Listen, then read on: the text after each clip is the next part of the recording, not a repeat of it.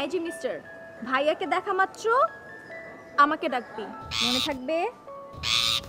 Good boy.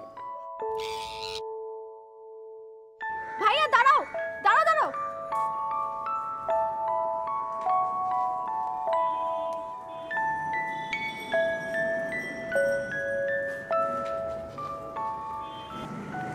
এই রিক্সা দাঁড়াও। ভাইয়া যাও মিষ্টি নিয়ে আসো। মিষ্টি? ঘটনা কি? ঘটনা হলো আমার মিষ্টি খেতে ইচ্ছে করছে। মিথ্যা কথা না, ঘটনা কি বল, নাহলে আমি যাচ্ছি না। মিথ্যা কথা কেন বলবো? তুমি যাও তো প্লিজ ভাইয়া। আচ্ছা প্লিজ প্লিজ হবে না, সত্যি বল। প্লিজ যাও। আমি আমি খাবো, মিষ্টি খাবো, আমার অনেক ইচ্ছে। প্লিজ প্লিজ প্লিজ যাও। চলো।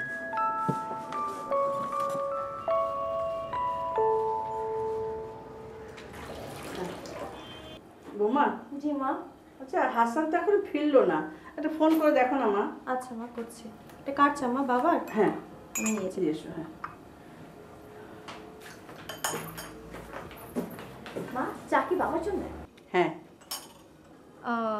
আমি ভাবছিলাম যে ভাইয়া আসতে সবাই একসাথে বসে চা খাবো। তোমাদের তো ভাবাভাবিতে কাজ নেই, তোমাদের দুই ভাই বোনের ভাবনা চিন্তায় আমি অতিষ্ঠ হয়ে গেলাম। আর তোমাদের বাবাও সারা জীবন ভাবতে ভাবতেই গেল, আর জীবনে কিছু করতেও পারলেন না।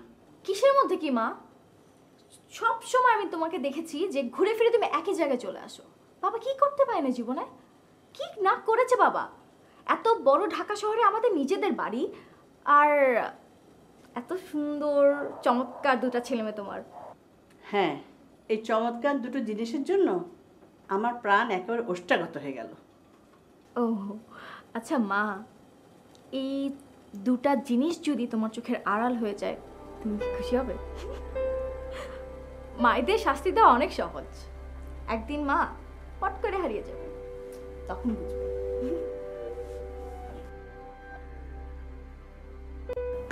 বুঝলে বৌমা, এই বইটা পড়তে পড়তে আমার পুরনো ঢাকার অনেক স্মৃতি মনে পড়ে যাচ্ছে। এই বাড়িতে আমরা যখন প্রথম এসে উঠলাম, বাড়িটা তখন ছিল আধা পাকা, মানে দেয়াল পাকা আর উপরে চারচালা টিনের ছাউনি, আর বাড়ির পাশে ছিল দোফসলা জমি। একবার ধান হতো, তারপরে সর্ষে। সেসব কথা তোমরা কল্পনাও করতে পারবে না, কিন্তু আমার তো মনে হয় মাত্র সেদিনের কথা। এই বাড়িতে হাসান জন্মালো 16ই আগস্ট 1975। বঙ্গবন্ধুকে তার আগের দিন হত্যা করা হয়েছে।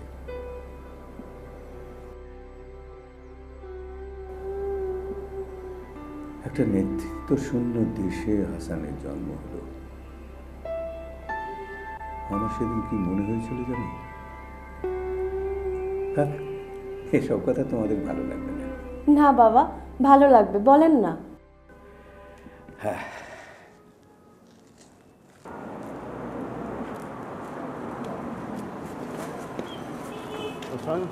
ওয়ালাইকুম সালাম। কি ব্যাপার, মিষ্টি কিনলে মনে হয়? কোনো সুখবর? না জানি না, ওই বাসা থেকে মিষ্টি আনতে বললো, তাই এনেছি। আসেন না চাচা। না, এখন যাব না, মাগরিবের রক্ত হয়ে গেছে। মসজিদে গিয়ে নামাজ পড়ে তারপরে বাসায় ফিরব। আসলে মাগরিবের নামাজটা মসজিদে না পড়লে আমার ভালো লাগে না, অনেক দিনের অভ্যেস তো, তাই। আসলে তোমার আব্বাকে বলো আমি কালকে একবার সময় পেলে আসবো, কেমন? ওয়ালাইকুম।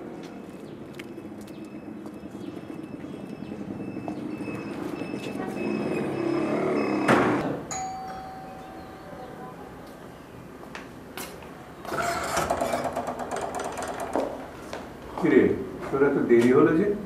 ভাইয়া মিষ্টি এনেছো কেন? ব্যাপার কি? ভাইটা কি, তুই না মিষ্টি কথা বললি? আমি তো বলিনি, ভাবি হয়তো বলেছে। তুমি ভাবিকে জিজ্ঞেস করো। কিরে, ব্যাপারটা কি? আমি জানি না। দরজাটা লাগিয়ে দে। আচ্ছা।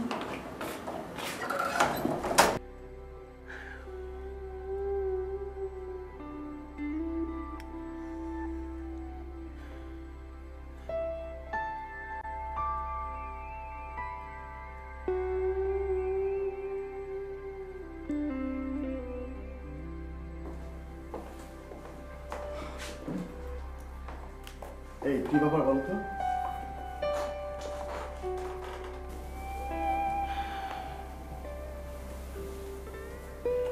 কি কি বলবো? না, বিনু আমাকে মিষ্টি আনতে বললো কেন? হ্যাঁ,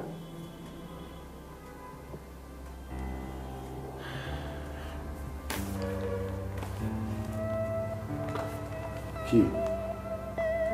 পরে দেখো।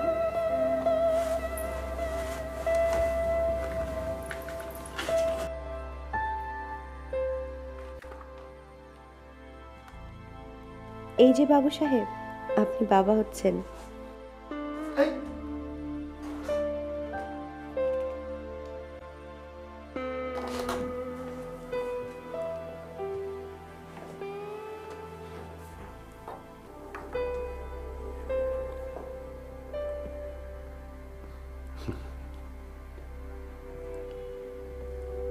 আচ্ছা বলো তো, আমাদের বাবু বড় হয়ে কি হবে?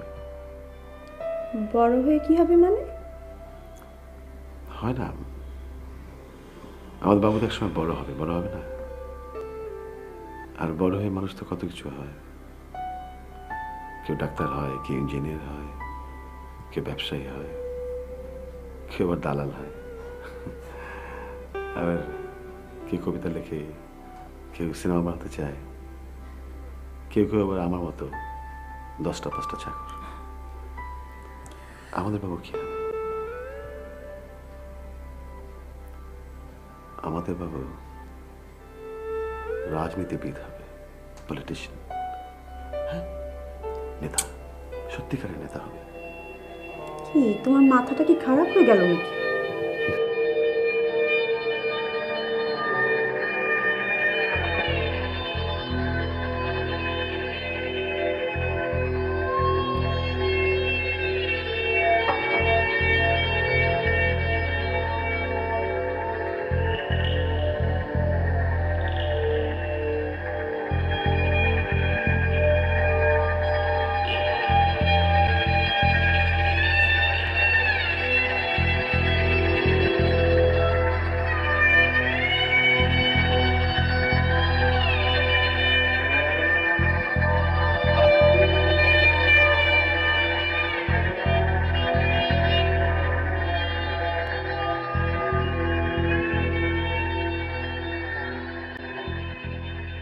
গুড মর্নিং সুপ্রভাত। বাবা। হুম। তুমি না মহাভাগ্যবান। কেন? কারণ আর 30-35 বছর পর দেশের প্রধানমন্ত্রী তোমাকে দাদু বলে ডাকবে। তাই নাকি? হ্যাঁ, আর একটা কথা নাই, চুপচাপ রাস্তা করছো।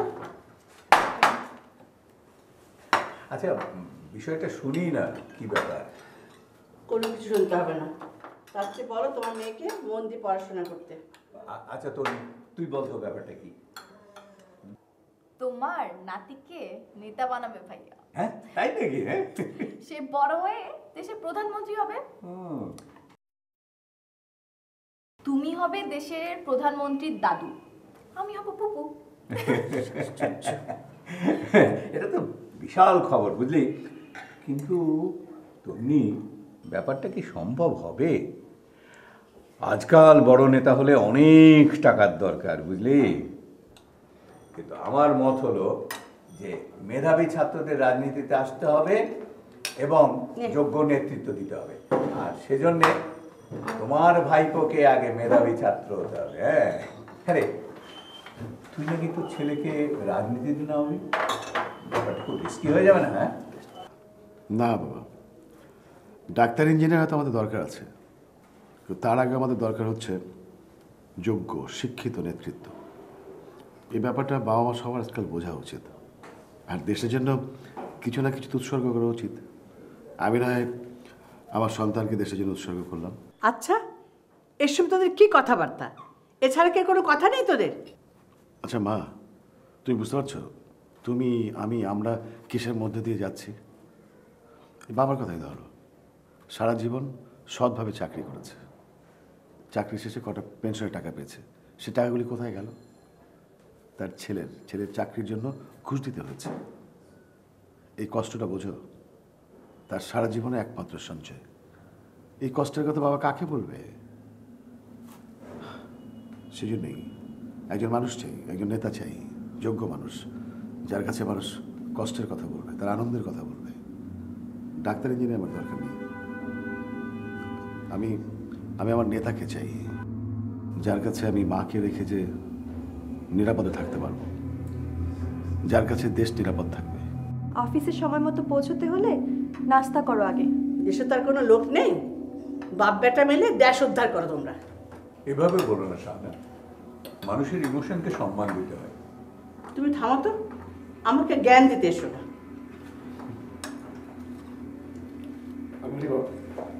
খেলি না তো। বাই ভাইয়া। খেয়ে চলে গেল।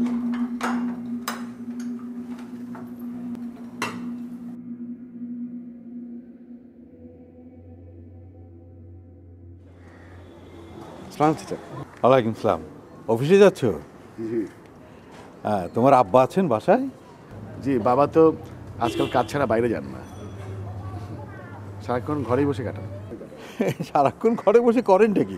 আমার তো বাসায় একদম মনেই টেকে না। না, ওই বাবার তো পড়াশোনার নেশা আছে, তারপর ইদানিং টুকটাক লেখালেখিও করে। সেই দেখলাম পত্রিকাটা লেখা চাপা হয়েছে। আচ্ছা, হ্যাঁ, খুব ভালো। তোমার আব্বা তো আসলে পণ্ডিত মানুষ।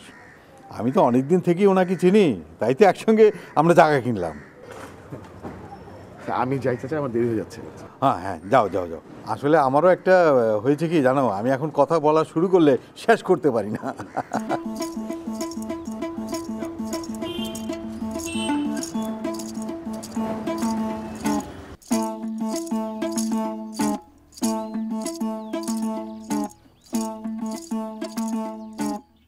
হ্যালো। তোমাকে একটা ঘটনা বলি। হ্যাঁ বলো। আমাদের হাসান ভাইকে তো চেনো? হ্যাঁ। হাসান ভাইয়ের বউ সম্ভবত কনসিভ করছে। তাই নাকি? গতকাল মাত্র কনফার্ম হয়েছে। ও, এরই মাঝে উনি প্রধানমন্ত্রীর বাবা হয়েছে। তাই নাকি? গাছে কাঁঠাল গোপে তেল। তুমি এক কাজ করো, আমাদের ছেলে বড় হয়ে কি হবে এখনই ঠিক করে ফেলো। তাই? হাসান ভাইয়ের বাচ্চা যদি দেশের প্রধানমন্ত্রী হতে পারে, অ্যাটলিস্ট আমাদের ছেলের জন্য প্রধানমন্ত্রীর দপ্তরে একটা চাকরি পাকা করে রাখা যায়। কি বলো?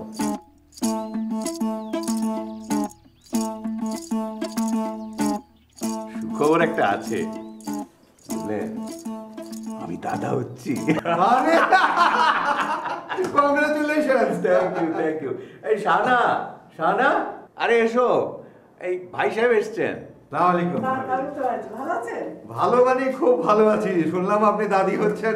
জি জি, দোয়া করেন ভাই। অবশ্যই অবশ্যই।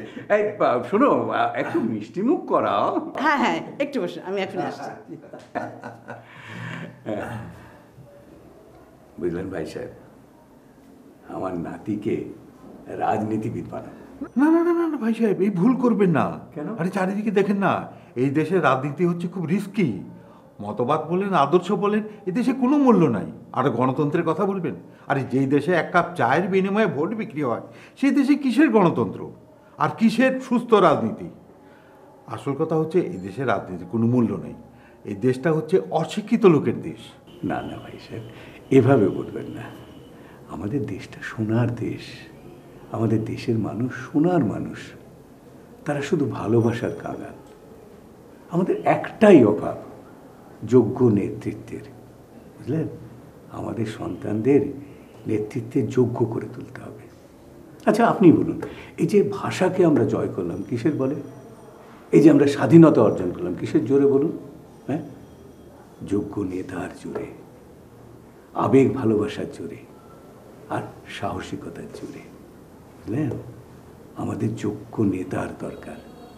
মৌলানা ভাসানীর মতো নেতা, বঙ্গবন্ধুর মতো নেতা। আপনি যে এত সুন্দর করে কথা বলতে পারেন, এটা কিন্তু আমার জানা ছিল না। আশ্চর্য। আমাদের কথা বলার জন্য প্ল্যাটফর্ম দরকার, বুঝলেন? আর সেই প্ল্যাটফর্মটা আমাদেরই তৈরি করতে হবে। এই রোজ রাতে তো টক শো দেখি টেলিভিশনে, চেয়ার টেবিলে বসে একেবারে দেশোদ্ধার। আসলে কথা বলতে হবে এই কৃষকের উঠোনে, মাঝির দাওয়ায় বসে, স্কুলের মাঠে, গ্রামের মেলায়, মন্দিরে, মসজিদে। বুঝলেন? আমাদের যোগ্য নেতৃত্ব গড়ে তুলতে হবে, আর এই অভ্যাসটা আমাদের করতে হবে। কাল কার বুকের মধ্যে যে নেতৃত্বের বীজ রোপা আছে কে বলতে পারে বলেন? তাহলে ভাই সাহেব আপনার নাতিকে আপনি রাজনীতিবিদ বানিয়েই ছাড়বেন। আমার ছেলের তো খুব ইচ্ছা, আমি তো পারিনি, আমার ছেলে যদি পারে। তো ভাই সাহেব আজকে কিন্তু আপনাকে একদম অন্যরকম লাগছে। নাতি আসছে। রাজনীতিবিদ নাতি।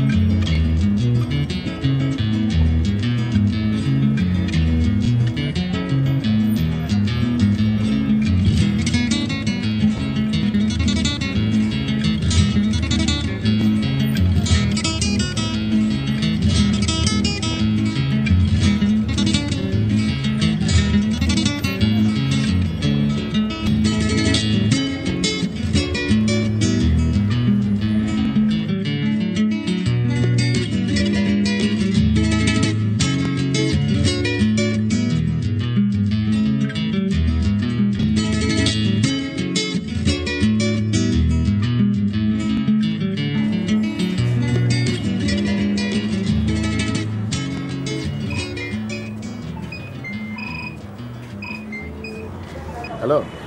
কি ব্যাপার, তুমি কি এখনো অফিসে নাকি?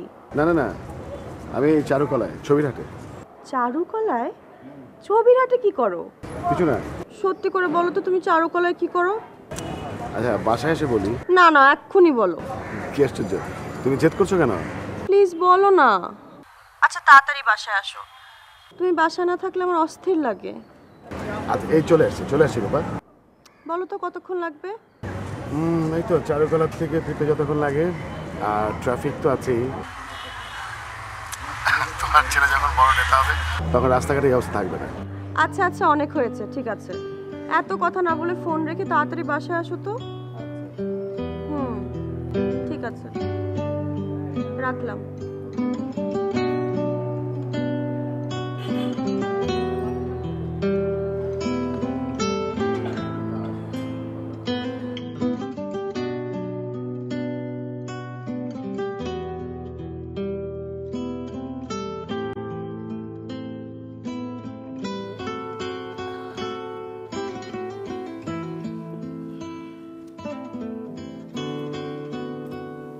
তুমি এখন ঘুমাবে না?